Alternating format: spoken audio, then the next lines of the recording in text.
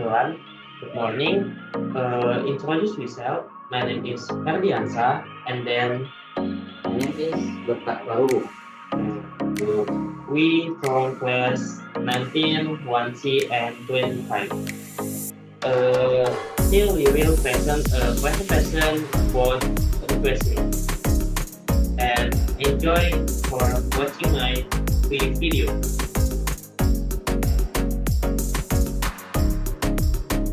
Hello, Kak. Can I also help? Of course, Ferdi. What can I do for you?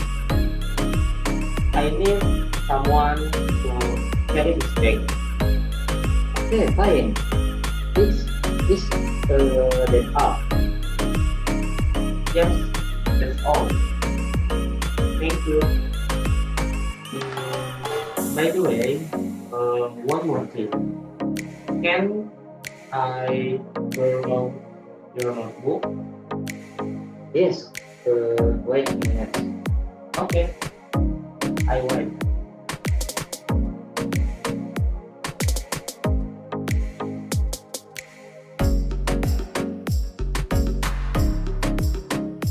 Here.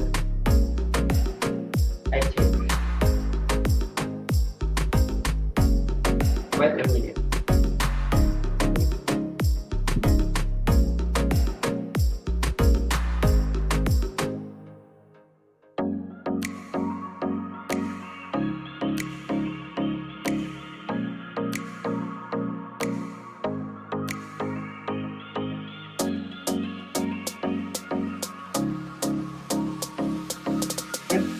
This one.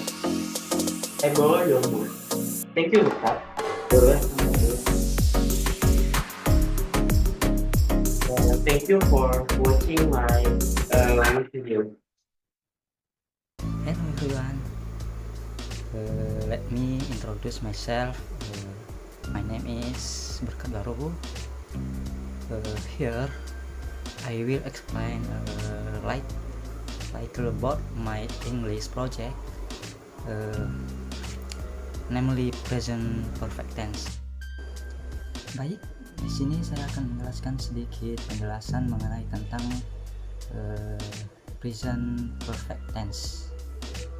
Present perfect tense ini merupakan rumus yang menyatakan kejadian yang sudah berlangsung di masa lalu dan masih berlangsung hingga sekarang, atau juga bisa untuk kejadian yang sudah terjadi namun tidak disebutkan kapan waktunya.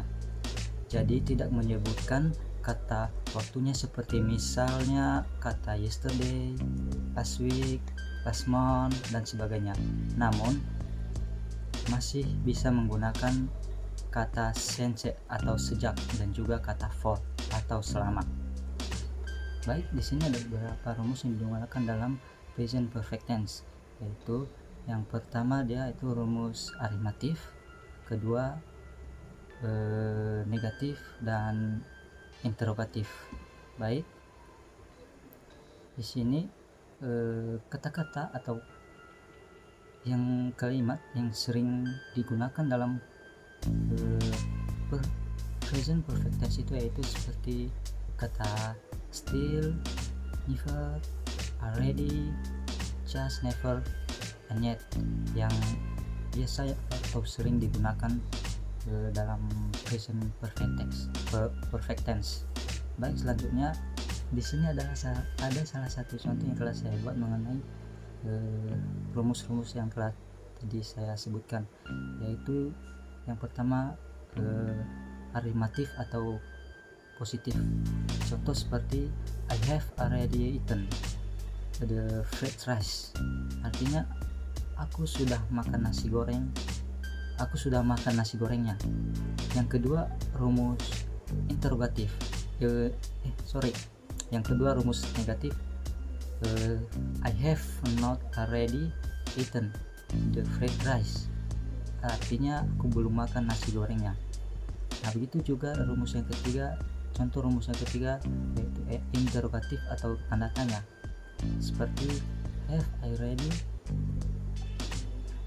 already eaten the fried rice. Nah, di sini kita menggunakan kata pertanyaan karena dia rumusnya interrogatif atau bertanya. Contohnya, apakah saya sudah makan nasi gorengnya? Nah, seperti itu ya teman-teman. Oke, lanjut. Di sini juga teman-teman harus mengetahui verb itu ada terbagi dua jenis, yaitu regular verbs and irregular verbs.